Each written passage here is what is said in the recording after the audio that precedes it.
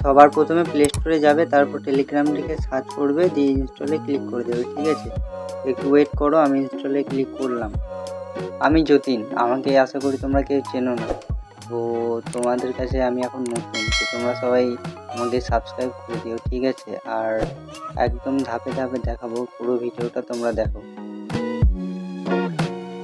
তো আমার আর ইনস্টল হয়ে এসেছে, 100% প্রায় হয়ে গেছে। দেখো ইনস্টলিং দেখাচ্ছে।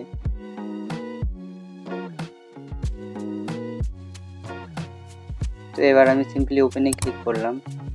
ওপেনে ক্লিক করার পর নিচে দেখো স্টার্ট মেসেজ বলে লেখা আছে। তো এখানে ক্লিক করার পর কন্টিনিউ ক্লিক করবে। এখানে তুমি কান্ট্রি সিলেক্ট করবে। ঠিক আছে, এখানে কান্ট্রি আর ফোন নাম্বার দিতে বলেছে। এখানে তুমি ইন্ডিয়া সিলেক্ট করবে, ইন্ডিয়া থেকে হলে বাংলাদেশ থেকে হলে বাংলাদেশ সিলেক্ট করবে। তো আমি সিম্পলি আমার নাম্বার আর কান্ট্রি দিয়ে দিলাম।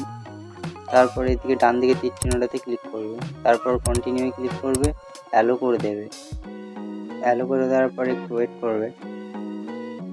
তো এখানে বলছে চেক ইউর ইমেল। এখানে ইমেলের মধ্যে একটা 5 ডিজিটের কোড গেছে, সেটা লাগবে।